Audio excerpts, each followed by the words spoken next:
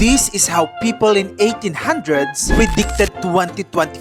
Kikilabutan ka dahil yung mga prediction nila sobrang accurate. Mula FaceTime to AI, even robot helpers, nakakatindig balahibo. Tama sila. Let's start with video calls. Predicted in 1899. Noong 1899, isang grupo ng French artists na sina Jean-Marc Cote at mga kasamahan niya ang gumawa ng postcards para sa Paris World Exhibition. Ang kanilang theme, France in the year 2000. At guess what? Isa sa mga drawings nila ay nagpapakita ng mga tao nag-uusap sa telepono na may screen, literal na FaceTime at Zoom 100 years before it existed. Imagine that. Noong 1800s, yung telepono bago pa lang yon. Pero sila, ini-imagine na nila na may video call ka with someone across the world. At nung nakita ito ng mga tao dati, inisip nila imposible. Weird imagination. Pero ngayon, araw-araw na natin ginagawa at sobrang normal na. Maliban dyan, andyan din ang prediction ng AI classroom. Another postcard from 1899 shows a classroom of the future. Mga libro nilalagay sa isang machine at ginigiling. At yung kaalaman ay dumediretso sa utak ng mga estudyante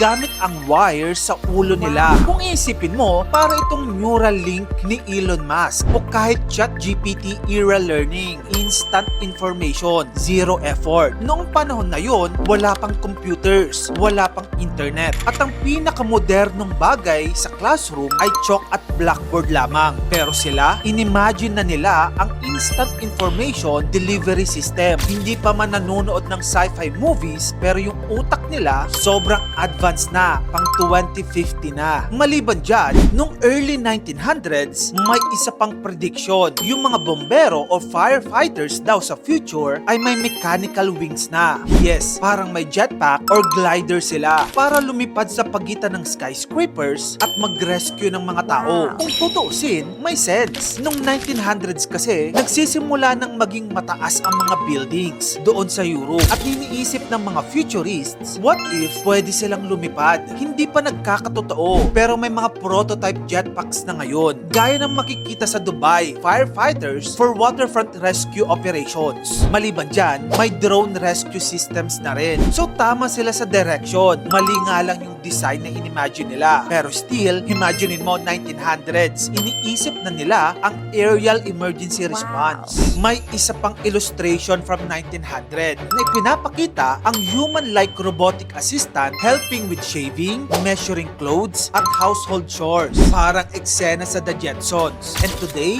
we have AI barbers, robot butlers, self-checkout AI, ChatGPT assistants, at humanoid robots like Tesla Optimus and Amica. Over 100 years bago pa tayo magka-AI, nalaman na nila na isang araw, machines will replace small jobs. Sa totoo lang, hindi naman talaga sila nang hula. Prenactice nila ang foresight thinking, ang sining ng pag-imagine ng future using logic plus creativity. And it worked. Marami sa kanilang drawings ngayon ay kamukha ng modern life sa 2025. Smart classrooms, video communication, aerial emergency tools, robot in service industries, at ang pinakamatinding realization, baka yung mga ini-imagine natin ngayon ay magkatotoo na rin sa 2125. Pero ang malungkot lang isipin, halos lahat ng nanonood ng video na ito ngayon ay tegi na sa taon na yon. So yun na nga mga kamagkano, no? Kung gusto mo pa ng mga ganito pang interesting contents, dito lang yun sa channel ko, kaya follow ka na. Mag-subscribe ka na rin sa aking YouTube channel. Yun lang, maraming salamat sa panonood mga kamagkano.